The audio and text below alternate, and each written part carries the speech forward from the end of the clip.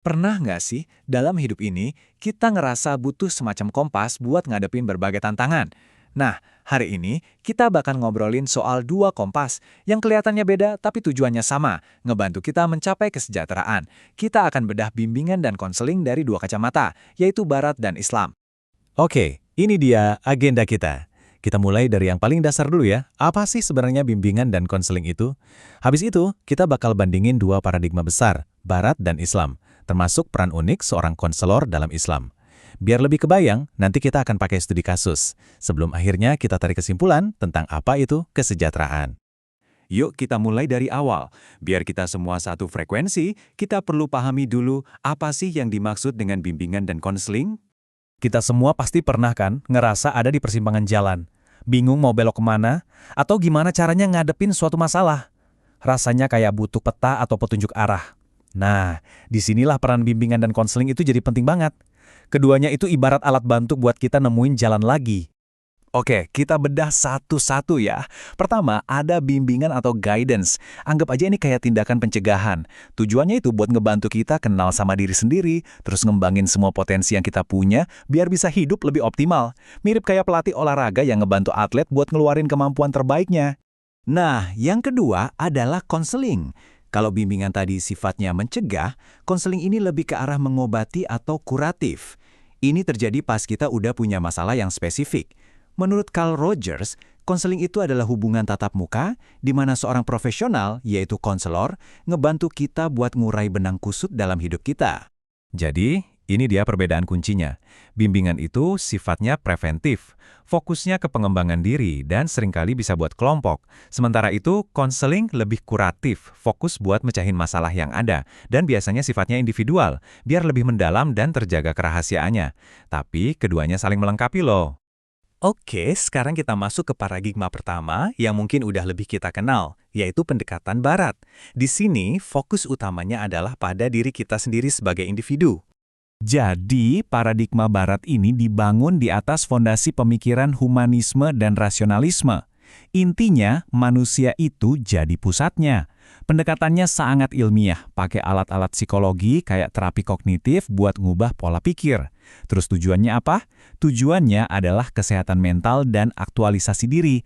Gimana caranya kita bisa jadi versi terbaik dari diri kita sendiri dari sisi psikologis. Nah, sekarang kita geser ke paradigma konseling Islam.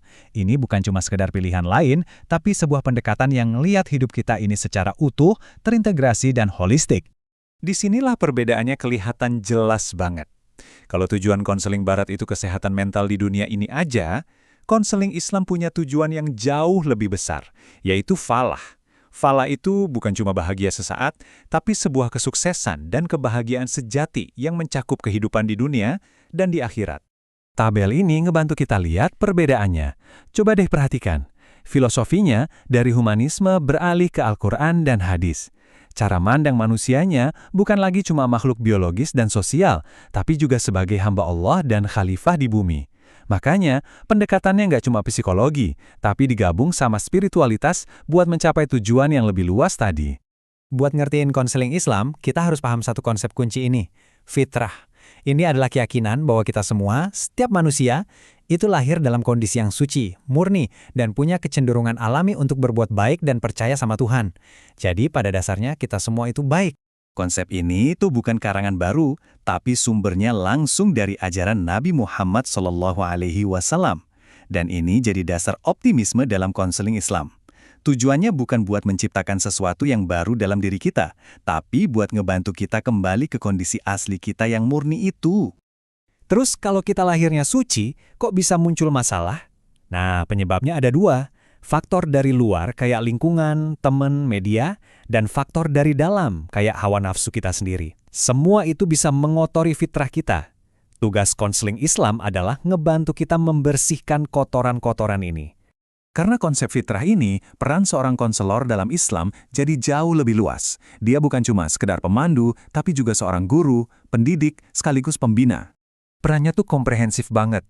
Dimulai sebagai mu'alim yang ngasih ilmu, terus jadi murabbi yang ngebina karakter, dia juga jadi musyrif, semacam pembimbing spiritual yang ingetin kita tentang Tuhan. Dan terakhir, sebagai muslih yang ngebantu kita memperbaiki perilaku. Wah, ini benar-benar pendekatan 360 derajat ya.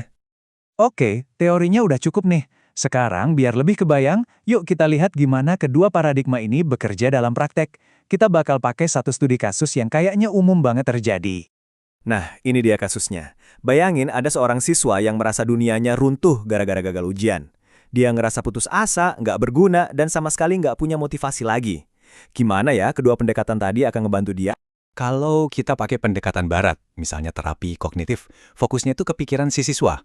Langkah pertamanya, cari tahu pikiran negatif otomatisnya, kayak, aku bodoh, atau aku nggak berguna. Terus konselor bakal ngebantu siswa buat menantang pikiran itu dan mengubahnya jadi lebih realistis. Tujuannya, ya biar pola pikirnya jadi positif lagi dan motivasinya buat belajar bangkit kembali. Beda cerita kalau pakai pendekatan Islam. Ini nggak cuma fokus di pikiran, tapi lebih ke spiritual reframing atau membingkai ulang masalah secara spiritual. Kegagalan nggak dilihat sebagai bukti kalau dia nggak berharga, tapi sebagai ujian dari Tuhan. Siswa bakal diajak buat sabar, tawakal, dan introspeksi diri. Mungkin ada hikmah di baliknya.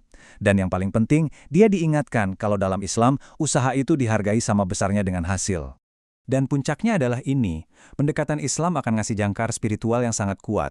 Ayat seperti ini tuh jadi pengingat bahwa di balik setiap kesulitan pasti ada kemudahan.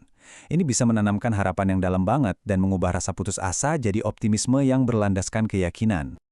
Oke, jadi apa sih inti yang bisa kita ambil dari perbandingan dua pendekatan yang sama-sama hebat ini? Jadi begini poin utamanya. Ini bukan soal mana yang benar atau salah, tapi soal cakupannya. Konseling Barat fokus pada kesehatan psikologis kita sebagai individu. Sementara itu, konseling Islam memperluas definisi sejahtera dengan memasukkan dimensi spiritual sebagai intinya. Ada keyakinan bahwa ketenangan sejati itu cuma bisa didapat lewat hubungan kita dengan Sang Pencipta. Dan ini membawa kita ke pertanyaan terakhir buat kita renungkan bareng-bareng. Setelah melihat dua jalan ini, satu yang berpusat pada diri dan satu lagi yang berpusat pada Tuhan, kira-kira apa arti kesejahteraan yang sesungguhnya buat Anda? Apakah itu sekedar pikiran yang tenang, atau ada sesuatu yang lebih dalam dari itu? Terima kasih sudah menyimak.